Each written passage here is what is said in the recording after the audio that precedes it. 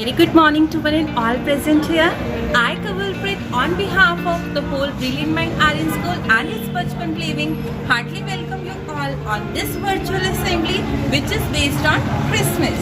I hope you all will like it and it will be a great success. So Christmas is not a time, it's not a season, but it is a state of mind to chase peace and goodwill.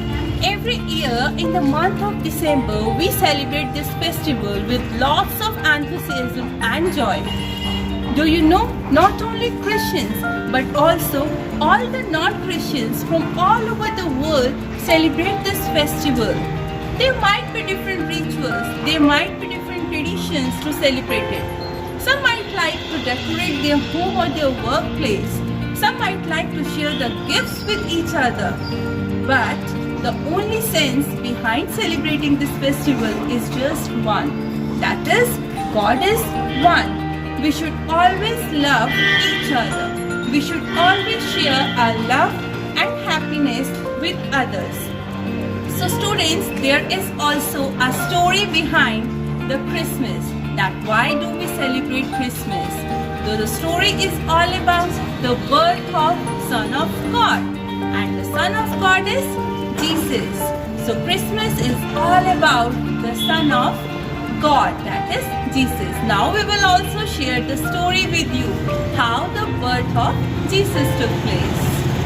बच्चा, आज ma'am आपको story सुनाएंगे, Jesus के birth की story. हम सब Christmas तो मनाते हैं, बट मैम आज आपको बताएंगे कि इस दिन यीशु मसीह का बर्थ हुआ था। मैम आज आपको ईसा मसीह के बर्थडे की स्टोरी बताएंगे कि किस तरह उन्होंने भलाई के लिए कार्य किए, किस तरह उन्होंने लोगों को सीख दी कि हमें अपने जीवन में हमेशा लोगों का भला करना चाहिए।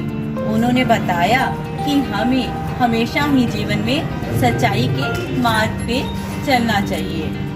तो आज मैम आपको जीसस के बर्थ की स्टोरी बताने जा रहे हैं। एक गांव था। गांव में मरियम नाम की एक लड़की रहती थी। एक रात मरियम सो रही थी तो देवदूत उसके सपने में आए। सपना, बच्चा समझते हो सपना? सपना मीन्स ड्रीम। जब आप भी नाइट में सोते हो तो कई बार आपको ऐसा सपना आता है ना कि आप मम्मा के साथ कहीं पिकनिक पे जा रहे हो और वहाँ पे बहुत सारा फन कर रहे हो। और समटाइम ऐसे सपना आता है कि पापा के साथ बाइक पे जा रहे हैं और यम यम आइसक्रीम खा रहे हैं। तो ऐसे ही मरियम सो रही थी तो उसे एक सपना आया। देवदूत उसके सपने में आए और मरियम को बोला कि भगवान ने आपको एक विशेष कार्य के लिए चुना है। तो मरियम ने पूछा, कैसा कार्य है? तो देवदूत ने कहा, भगवान आप पर बहुत प्रसन्न है।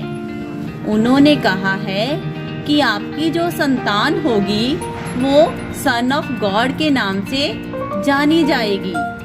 आपके घर एक पुत्र पैदा होगा जिसका नाम यीशु रखा जाएगा और वो बहुत बड़ा राजा बनेगा।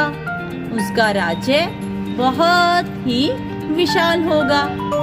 ये सब कहकर देवदूत आलोक हो गए।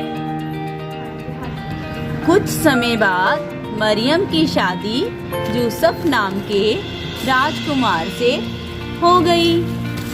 जब मरियम की शादी यूसुफ नाम के राजकुमार से हो गई, तब कुछ समय बाद मरियम और यूसुफ दोनों अपने पैतृक गांव बेतलेहेम के लिए चल पड़े। जब वो अपने गांव बेतलेहेम जा रहे थे तो चलते चलते उन्हें रात हो गई। तो बच्चा, जब हम भी कहीं घूमने जाते हैं हिल स्टेशंस पे या कहीं और घूमने जाते हैं तो हम भी नाइट स्टे करते हैं ना। नाइट स्टे करने के लिए हमें कोई जगह चाहिए। तो ऐसे ही मरियम और यूसुफ को अब रात में रुकने के लिए कोई जगह चाहिए थी, बट उन्हें कोई जगह नहीं मिली। तो मरियम और यूसुफ को कुछ गडरिये नज़र आए। उन्होंने उन गडरियों से पूछा कि हमें कोई रहने के लिए जगह दे दो। तो उन गडरियों ने उन्हें रहने के लिए अपनी भेड़शाला दे दी।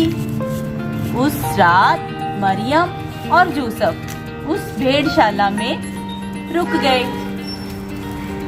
उसी रात मरियम के घर एक पुत्र ने जन्म लिया।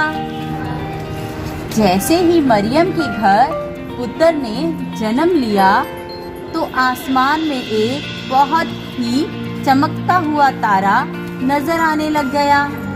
तो वे गडरिये उस चमकते तारे को देखकर हैरान हो गए। वो गडरिये अपने पूर्वजों के पास पहुंचे। उन्होंने अपने पूर्वजों से पूछा कि ये चमकता हुआ तारा क्या है। तो उन्होंने कहा अवश्य ही किसी रूहानी ताकत का जन्म हुआ है। तो वे गडरिये उस तारे का पीछा करते करते वापस उसी तबेले तक पहुंच गए। यहाँ मरियम के घर पुत्र ने जन्म लिया था। अब वो गडरिये मरियम को देखकर मुस्कुराए और देवदूत के कहने के अनुसार उस बच्चे का नाम यीशु रखा गया था। उन्होंने उसकी तरफ देखकर शीश झुका दिया। वो गडरिये अब समझ गए थे कि यही वो रूहानी ताकत है जो रोम के राजा के जुल्म से उन्हें छुड़ाएगी। उन्होंने यीशु के सम्मान में नमस्कार किया और अपना शीश झुका दिया, क्योंकि गडरिये जान गए थे कि अब यही रूहानी ताकत यहाँ के राजा के जुल्म से उन्हें बचाएगी।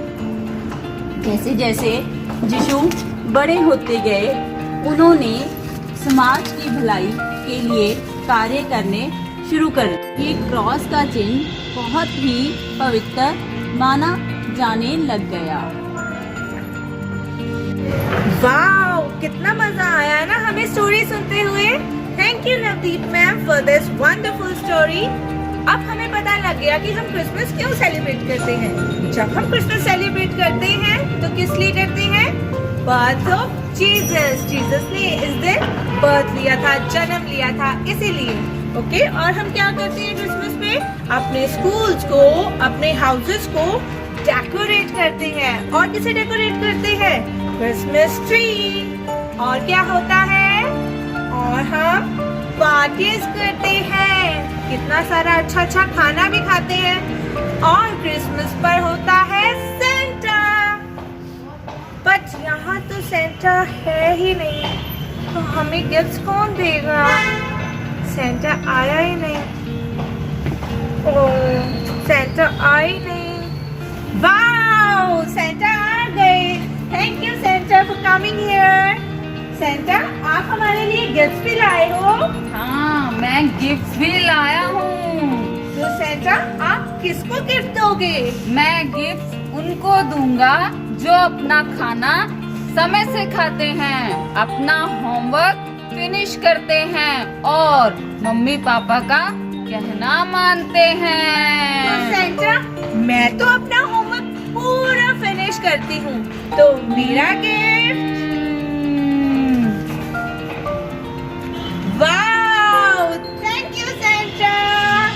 वाओ सेंटा, सेंटा मैं भी अपना सारा खाना वेजेस के साथ फिनिश करती हूँ, तो मेरा गिफ्ट।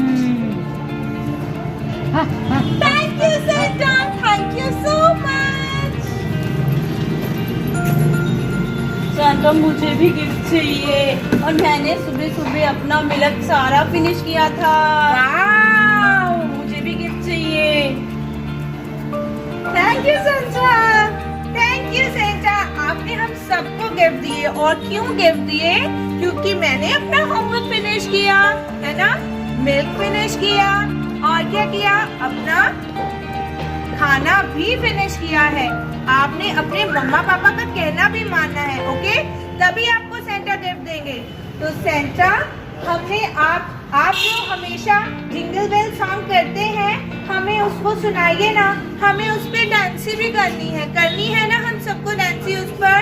तो चलिए शुरू करते हैं।